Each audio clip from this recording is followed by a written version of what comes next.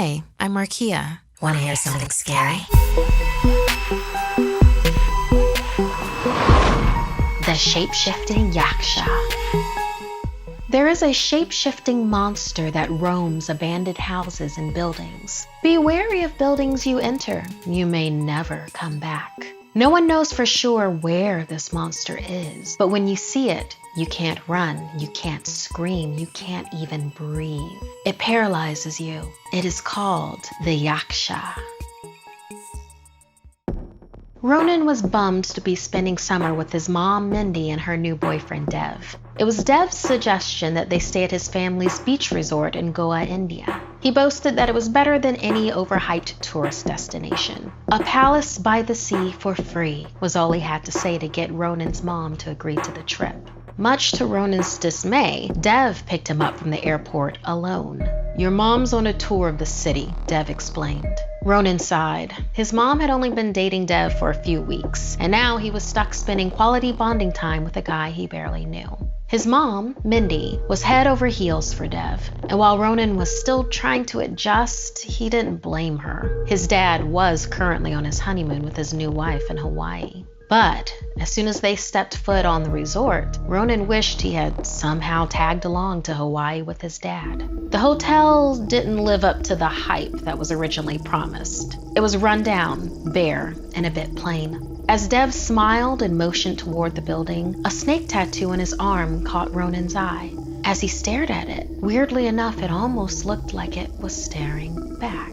Like the snake eyes seemed to follow him.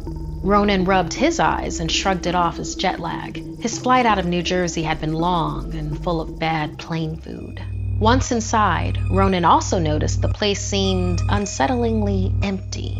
Seeing the look of confusion on Ronan's face, Dev explained that the hotel was undergoing renovations, and it was technically closed to the public.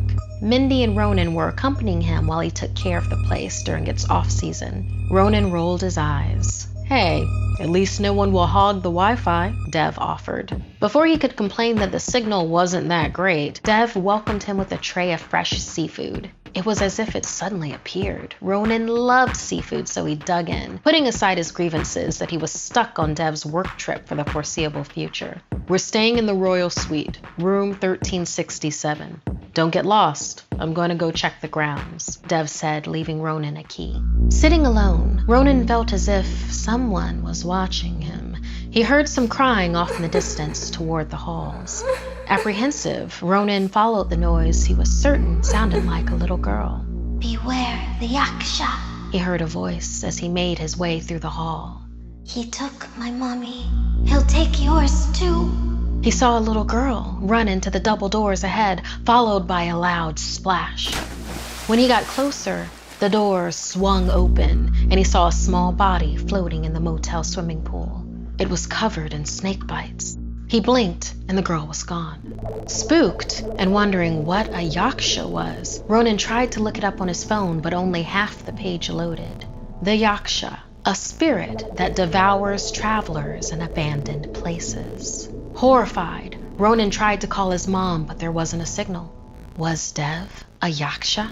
It was getting late, so maybe she was already in the room. If he could get to her, he could urge her to leave. He had a feeling that Dev wasn't to be trusted.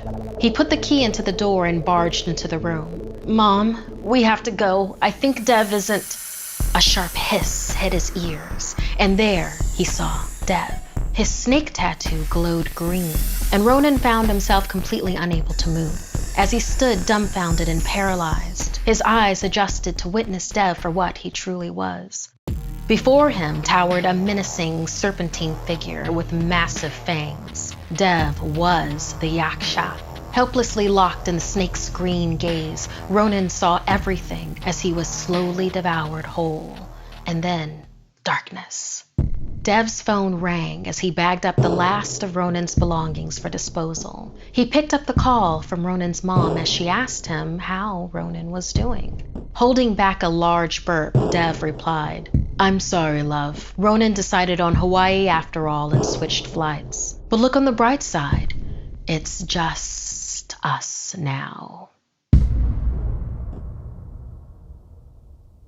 Hey, my dark darlings. Have y'all had a chance to check out our monster stickers yet? For sale on the shelf below or at teespring.com. Check them out. We'll be releasing 2 new stickers every month. Want more Something Scary?